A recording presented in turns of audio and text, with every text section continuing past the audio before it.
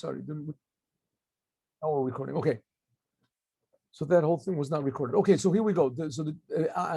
Korach and Datan and Aviram and 250 of the heads of the tribes and all the Jewish people are all attacking Moses.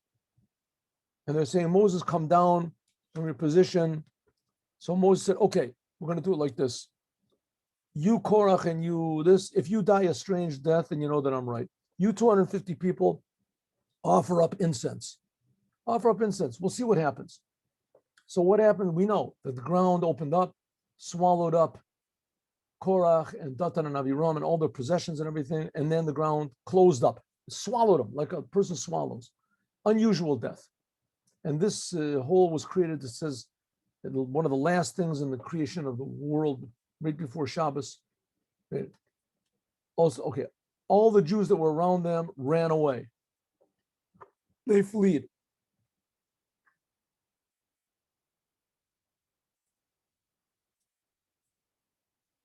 They said, "Oi, maybe we're going to get swallowed up also." Then a fire came out from God, and it ate up the 50 and 250 people that were sacrificing the Ketoret. Pretty shocking. But it's not going to end. The Jewish people are going to complain about this. They're going to say, Moses, you killed them. Right. In the middle of this, an interesting thing. What do you do with these plates, these whatever that they offered up incense on? They offered up incense. Now these plates somehow or other become holy, and we're going to have an argument between the Ramban and Rashi, and also the HaChaim. What exactly were these plates? So let's just look at the sentences, and then we'll go back and explain it. God spoke to Moshe to say, speak to Elazar, the son of Aaron Kohen, and pick up the machtos, pick up these plates that were the incense was on, Mibein the Sreifa, from all these burned up 250 people, and the coals that are on it, spread it around, throw it away. Ki Kadeshu, because they became holy. They became holy. Shebetocha machtos zerahala la'aron la'eretz, throw it on the ground. Ki Kadeshu, because they became holy. They're holy, and it's forbidden to get pleasure from them. Why? Because they were used to serve God. Huh? Rashi says these plates were used to serve God. Moses told them, they offered up incense, right? So because they offered up incense, they were used to serve God. The Ramban is going to say, what do you mean they offered up strange incense? There wasn't nothing holy about that. They did a big sin. We'll see. Rashi obviously was aware of this problem. Nevertheless, he said that because they were used to serve God, so they're holy. The Ramban says, Lo yadati, I don't understand what Rashi is talking about. Why is this forbidden? Shari katoret zara hikribu. They sacrificed improperly. They made an offering of foreign, improper incense. Can't do that. V'zar shasa kli sharis, if a non-Kohen that makes a vessel to serve God, to sacrifice, and he does it even outside of the temple in a forbidden way, for sure it's not holy, says the Ramban. So why did Rashi? Now the Ramban also knows what he's talking about, right? The Ramban is not just some fellow off the street that he read this and he's amazed. He read the English translation or something. The Rambam knew it was a tremendous makubal, a genius. He knew the whole entire Torah. It goes without saying. So this question is a very good question. But the Torah says they did become holy. How did they become holy? So he says, maybe we can say kiba'avur, because she'asu kain al pi Moshe. That Moses, he was the one that told them to take these 250 people, that each one should take this metal plate and put on it coals and incense. Because Moses told them, therefore they were holy. Therefore they were holy. Because these 250 people, their intention was really for God. They were really serious. They weren't doing it just to make trouble for Moses. They genuinely, they were risking their lives. They were risking their lives, and they really wanted to come close to Hashem. Because they thought that maybe God would answer them, but with a fire that would be good. And they really thought that God would agree with them, and then these would be proper vessels to serve God in the Oel Moed in the tabernacle forever. What I think is ki Yomra Kasuf, because it says ki krivun lifnei Hashem v'yikdashu, because it says that they sacrificed them in front of God. Here.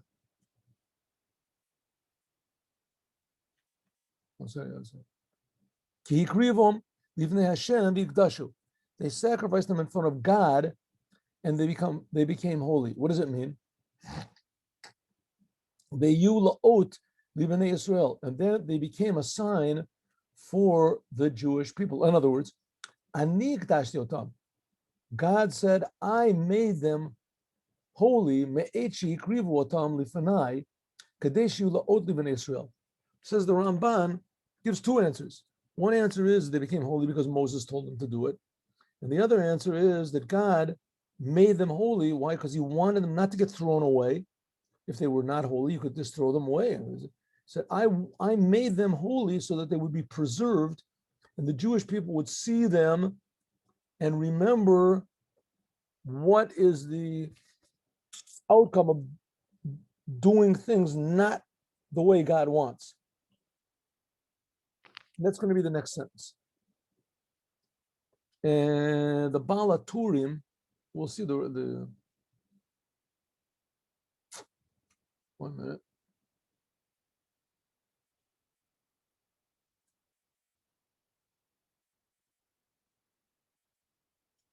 No, it's not here. It's the next one. I made a mistake over there. Okay.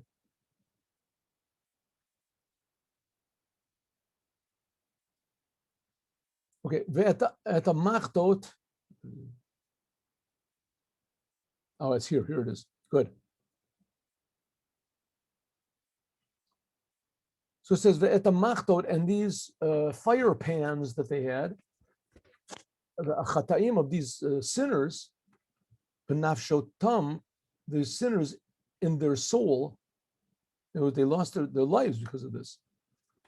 Ve'asu otam rikuei pachim, they should be made like plates, sipulam mizbech, to cover over the altar. Because they were brought in front of God and they became holy. And this will be a sign for the Jewish people. Rashi, these people were sinners in their souls, the 250 people, Shenasa Poshim, that they became sinners in their souls. What does it mean? That they lost their lives. Because they disagreed with God. God chose Moses and Aaron, and they disagreed. Riku'e, he says, rididin. They were like plates. Tasim nudadim. They were like made pounded out plates. Sipulim mizbeach to mizbeach hanechoshek, for the outer altar. They covered over the outer altar. Not, he says, there's a Siftei Chacham. Siftei Chacham explains Rashi. Siftei Chacham explains Rashi. He says, for the outer altar, what's called the bronze altar, copper altar, the Lola Mizbeach HaZahav, and not for the golden altar, which is inside the holy, where they offered up incense. Why not? I mean, these things were used to incense, right? He says, no. Shamachtot were nechoshet. He said, these plates, these pans that they used, they were made from copper. The Eichayu, you couldn't put copper on a golden altar. And there's also another reason. I found another reason also, because it says Vayula Otpen Yisrael. They have to be a sign for all the Jewish people, so that the Jewish people could see it. And the Jewish people can't go into the holy, where only the Kohanim could go in there. So therefore, it was a sign to always remember this terrible sin.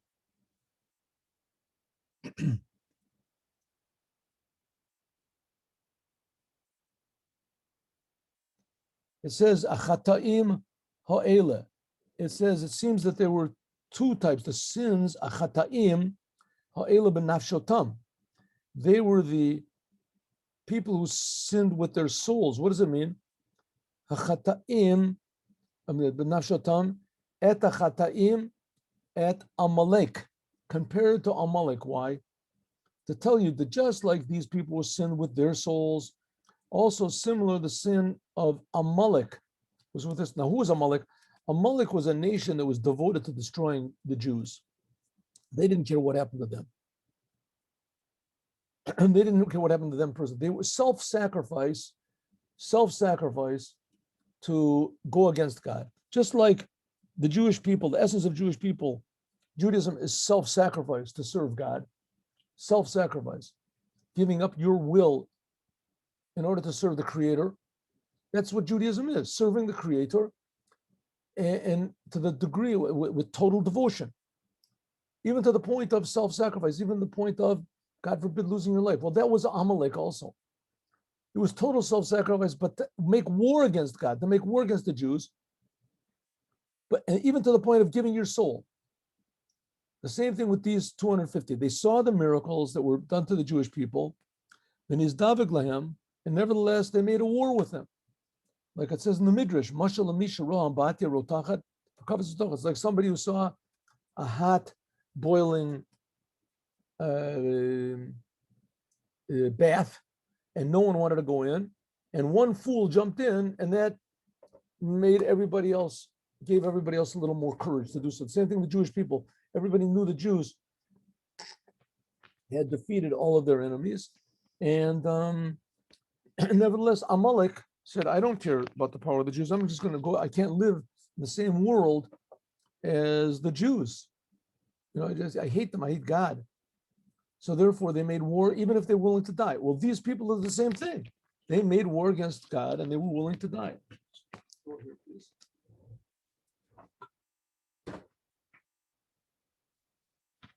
Or HaChaim says these people, the sinners with their soul. What does it mean, sinner of the soul? Why does it say?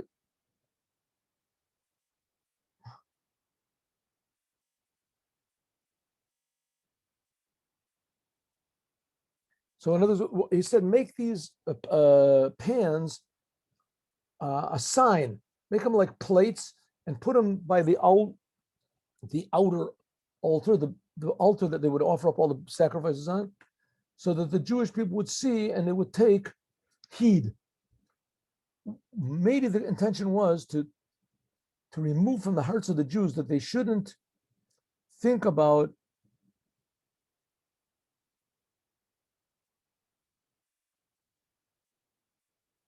so the other Jews shouldn't think, well, maybe the reason that everybody did that was because we encouraged them.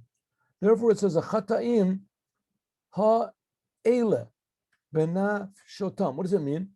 That the reason that they did it, even that the 250, they said we're doing it for the sake of the Jewish people. The fact of the matter is that their sin is on their own head. V'chatzu nafsham v'lo haya lahem siba mizulatam. The only reason they did the sin is because of their own selves. Don't the Jewish people shouldn't say, wow, if we should have stopped them, if we would have done something, maybe they wouldn't. Don't worry about it. No matter what, they would have sinned. Nevertheless, Yisrael be'kavanat Hashem. But the Jewish people did not learn anything about this. Elu v'yalonu al Moshe, and we're going to see that they all complained about these 250 people. We're going to see the Jewish people, just a couple more lines. The Jewish people are going to say to Moses, hey, because of you, these people died. Right? It wasn't, you told them to offer up incense. They wouldn't have died if you didn't offer incense. The whole reason they wanted to put these pans outside was to show them that they did do it on themselves, that it was their sin, and they purposely wanted to go against Hashem. Let's the HaChaim, who says Vayikdashu, they became holy. What does it mean became holy? It says became holy immediately. I'm saying no. Umidi dahave amakriv kli kesef. He says, why did these pans become holy? What does it say? These pans that they used became holy. What exactly became holy about it? So he says, anytime a person takes something and devotes it to the holy temple, it becomes holy. But if you have your silver candelabra, and you say, I give this to the holy temple, so it becomes holy. It goes to what's called berek habayit. Everything that becomes a person, if he gives silver or gold to the holy temple, it becomes holy. He said, and you should realize that this is the truth. Let's say that these people who sacrificed, these 250 people, if they would have changed their mind and gone back on them, they wouldn't have put the incense on the fire, on the coals. Would it be able to throw away these pans? No. So what made them holy was not the fact that they offered up incense on them. The Ramban then has got a point. The Ramban said that they did a sin by putting on the incense. And so the Ramban has to give a different reason why they were holy. But he says the HaChaim, that's not what made it holy that they offered it up, that they put on the incense. What made it holy was they devoted it. They really thought they were doing a holy thing, and therefore they hoped that these pans would become holy to the temple because of that. So they were giving it to the holy temple, therefore it became holy. And so now we can say, Lo mipenei not because they put the incense on them, because they put the incense on it, so therefore it stopped being holy because they did a sin. Like the Ramban asked, that which the Ramban said against Rashi, and the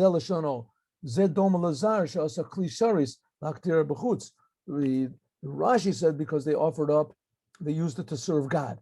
And the Ramban said, what do you mean? They did a sin with it. So he says, that's not what Rashi intended, because they did a sin with it. As soon as they said this is for the holy temple, it became holy. That's why it says, they made them, they sanctified them, the people, and they brought them into the place that was holy. Whether they put incense on it or not, that's not the point. Okay, the point of this whole thing is, though, that they did do a sin. They underestimated the importance of Moshe and Aaron, and that they were the chosen ones of God. And Korach in general, like we learned in the Mimer in the morning, Korach in general, he wanted to convince everyone that the redemption is already here. Everybody's already holy. You can do what you want. You don't have to work so hard anymore. Godliness is everywhere. You can trust yourself now. We're all pure. We're all holy. We saw godliness. And like we learned in the Mimer in the morning, that will be the case, but that's only going to be in the future. Then we can be strict with ourselves like Beit Shammai, and everybody's going to automatically know what to do. But now that's not the way things are. So to do a thing like that was a terrible sin. So they made a sign that people should not trust themselves. That was the point. Not trust themselves, and yes, trust Moshe and Aaron. Elazar, he took these pans, these fire pans, these copper fire pans, and they used to sacrifice this incense, and they were already burned, and he did what he said, that he made them as up like plates to go around the outer altar. Remember, Zikaron L'Bnei Israel, to remind the Jewish people, Asher lo yikrav ish zar, that a person, a non-Kohen, a person who's not supposed to, this is a commandment, a non-Kohen that's not from the seed of Aaron should not offer up incense in front of God, so that you won't be like Korach and his congregation, that they spoke against Moshe. Hey, Rashi, Don't be like Korach, in order that you shouldn't be like Korach, like God spoke to Moshe lo. Kamo elav. What does it mean? Like God spoke to Moshe about him, about Korach. Al Aaron diber el Moshe about concerning Aaron, God spoke to Moshe that he and his son should be Kohanim. Therefore, a strange person, a non-Kohen, should not, that's not from the seed of Aaron, should not offer up any offerings. And also call, leave, a low, and etc. Now, grammar, we're going to get a grammar lesson, and etc. What does it mean, biyad Moshe? Why doesn't it say he spoke to Moshe? God spoke to Moshe. It should say el Moshe. What does it mean, biyad Moshe? God spoke biyad. Why does it say be in the hand of Moshe? Why? Remez l'cholkim ala kahuna. Those people that disagree with the priesthood, shalokin but sorat, that they will get this Torah disease, which the only translation they have is leprosy. It's not leprosy, but it's a Torah disease of impurity. Kamosha laka Moshe, like Moshe got smitten with his hand. When did Moses get smitten with his hand? Remember, he wanted to show these signs to the Jewish people. So he said, "V'yotzia v'hine mitzoras kasheleg." Remember, Moses said to God, "Hey, the Jewish people, they're not going to believe me." So God said, "I'll give you 3 signs. First of all, take your stick and it'll turn into a snake. Then after that, stick your hand into your under your vest, take it out, and it was like Mitzorah. And third is take water, throw it on the ground, it'll become blood." Said, "Go and show this to the Jewish people." So that was the sign that Moses got smitten with Tzorat. So also the same thing, biyad Moshe, in the hand of Moshe. Therefore it says Uzziah also got smitten with Tzorat. That's a story later on, because he went against the Kohanim, went against. Here's the Kli Ykar, Kli Ykar, Kli Ykar. Rabbi, what is it? Shlomo Milunchitz, Kli Ykar. It says, Pirish Rashi, that you won't get smitten with Tzorat like Moshe got. That when it says here, lo, what he said, lo means about him, about Korach or about Aaron. That's what Rashi explains. Umilad lo, it goes back to lo, means that God spoke to Moses about those people who disagree with Aaron. And why does he say the word yad? Because he said that it shows that they'll get smitten with sorat. They'll get smitten with leprosy. Who got smitten with leprosy over here? Nobody got smitten with leprosy. What's it mean? Khan, Havin, Shoel, Ma'in, Sorat. What type of Sorat did Moses get?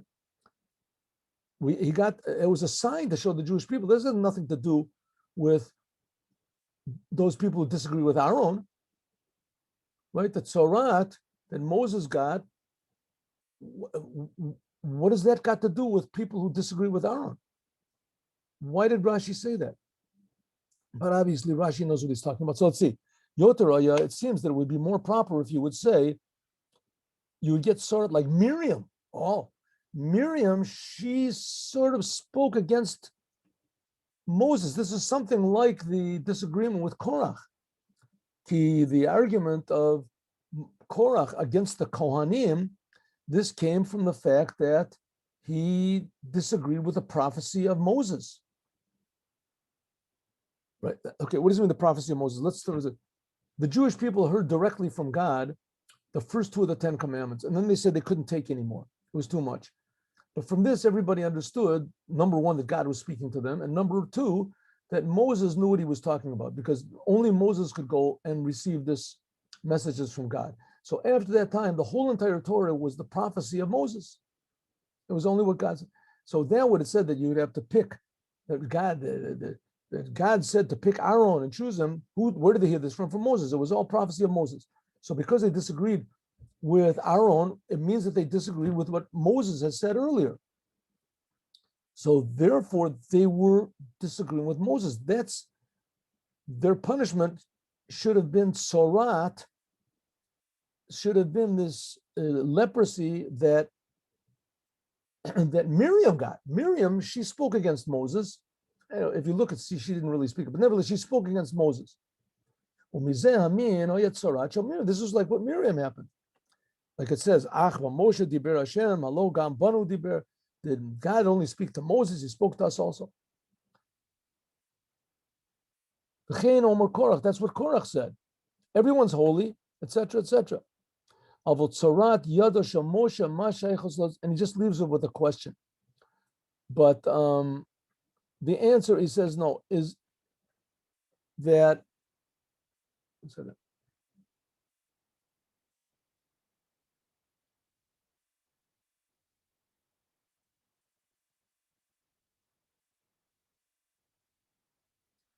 it says that the whole idea of tzarat is, the other people asked this question also, but the whole idea of tzarat is death. That's why God showed it to Moses. He showed this, stuck it in his hand in, and it became white with tzarat, and he put it back in, and it came back out. This is the same thing with the snake. He wanted to show the Jewish people that God has the power over life and death. Life and death is in the hands of God. And he can take a serpent, which that's death, and change it into a staff, like the staff of life. Same thing, you could take Matzorah, Moses, and he could his hand became Matzorah, and his hand then became healed. This is a sign he was supposed to show the Jewish people, to show them that he has the power of life and death. And so it's the same thing over here. What happened? That those people who go against Moses, they get smitten with Tzorat. What does Tzorat mean? A form of death. So you can ask, what do you mean? Korach and those people, they didn't get death, but Korach got swallowed up in the ground, and all the others, they got fired to death. So who died with Tzorat? So he says, no, the fact is that they died, right? That's already, Tzorat is a form of death.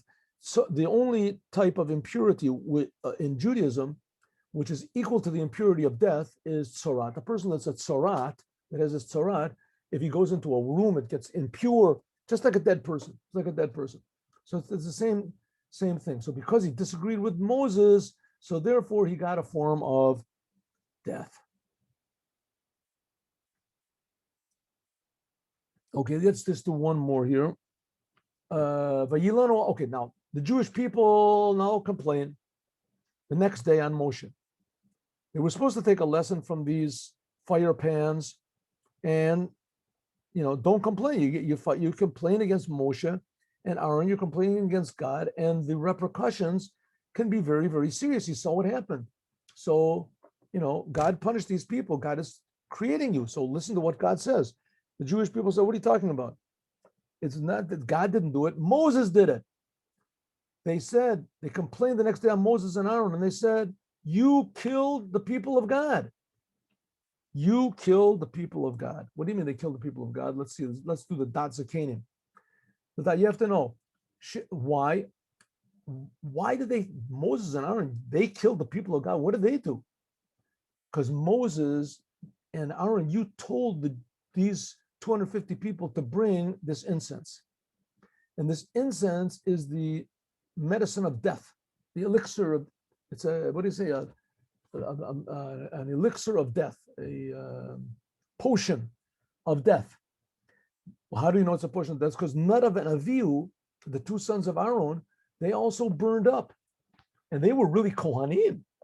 And nevertheless, they burned up because of the incense. Therefore, Moshe and Aaron, they wanted to get rid of these 250 people because you knew they were right. So you told them to take this incense and take these fire pans and put katoras on it, put incense on it. And the Yiru, and you'll see that katoras does not kill. But what? Really, it was the sin that killed. That's what Moses wanted to do, to show that it's not the like Nadav and Avihu, they didn't die because they offered up incense. It wasn't the incense, it was the sin that they did. They went in improperly. The Jewish people said, "In kanu chacham." This is not proof. This is no proof. What do you want to show? That because they're sinners, that's why they died. So do it with something else. What do you have to do it with let fire come down just in general? What do you have to have incense for? This is not a proof that they're not fit for kahuna. Why? Because that's why you had to have the proof afterwards with the staffs. Okay, therefore God said, the Daber ben Israel, and everybody has to take a staff. And it was, what did the Jewish people say? The Jewish people said that these 250 people, they didn't die because they sinned against God. Right? They died, they were really supposed to be Kohanim. They died because they took incense improperly. And what's the proof? None of an Avihu really were Kohanim. And they died because of the incense. So it's not the fact that they weren't Kohanim that they died. Because none of an Avihu, they were Kohanim and they died. It's because the incense kills people. Moshe, the Jewish people, they all gathered against Moshe and Ocean, but Yifnu Elohim Moed, there was a cloud of glory came, and everybody saw the cloud of glory of God. Moshe and Aaron went inside of the Ohel Moed, and God spoke to Moshe and said, "Hey Ramu, get away from these people, because I'm going to destroy them in any moment." And the Ramban also has the question, and we're running out of time. He says, "Why did Moshe have to get away from the people?" Here we see in Egypt, God could kill the evil people and leave God knows how to, just he's going to kill everybody. God knows how to pick the ones, right, to pinpoint the evil people and leave the righteous people. He said, no, the reason is that it wasn't proper that all these people should die in front of holy people like Moses. And not only that, the merit of Moses was enough to save them. So God said, therefore, Moses and Aaron to move away.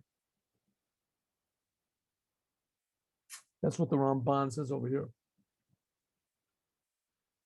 Moshe said to Aaron, take this fire pan, put on it fire, and from on the altar, and put katoret, and quick go among the congregation, because this plague has started. God is really angry, and the plague has begun. And Aaron did what Moshe said, and he ran among the kahal, and the plague already began, and he brought forgiveness for the people. He stood between the dead and the living, and the Megefa stopped. We're going to have to learn this tomorrow. And the plague, it stopped.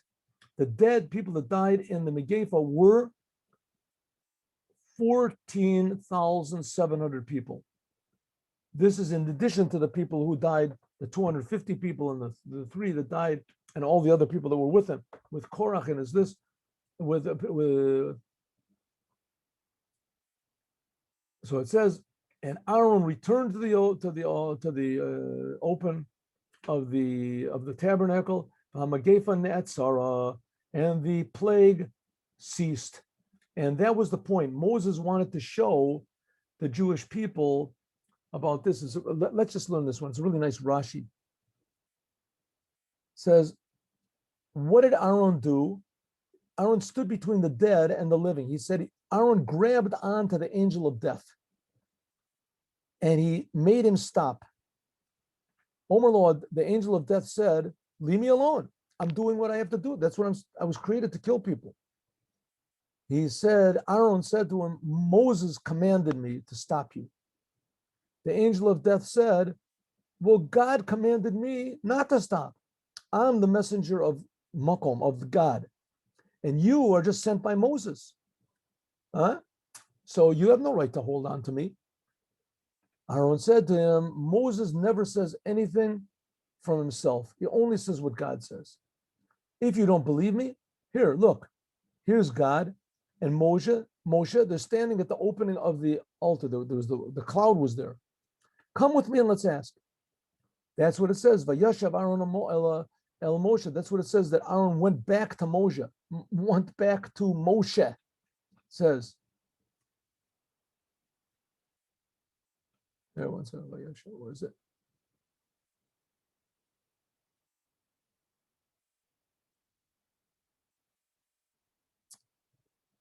That Aaron went back to Moshe. Where was it? Oh, no. And we'll have to find it. I'm sorry. I'm pressed for time, and so I'm not looking properly. So that's what it says, that he went back to Moshe. What do you mean he went back to Moshe? He took the angel of death back to Moshe, but Yashav Aaron el Moshe. That's one opinion. Number two, why did he take incense? Why? Because the Jewish people, they were saying that the incense is what kills them, like we just learned in the Dot Zakanim, and that the incense is death. That's why it killed Nadav and Avihu. They were Kohanim. Everything was right with them, but because they offered up incense, it killed them. Therefore, and that's why the 250 people got killed, because they offered up incense. That was Moses wanted to kill them because he knew they were right. So therefore, God says, look, you're going to see that this plague is going to stop because of the incense. So the incense also kills. We'll learn another place also. It says that there's a secret that the angel of death gave to Moses when he was on Mount Sinai. And he said, I'm going to give you a secret, and this is that the incense will stay in the place of death.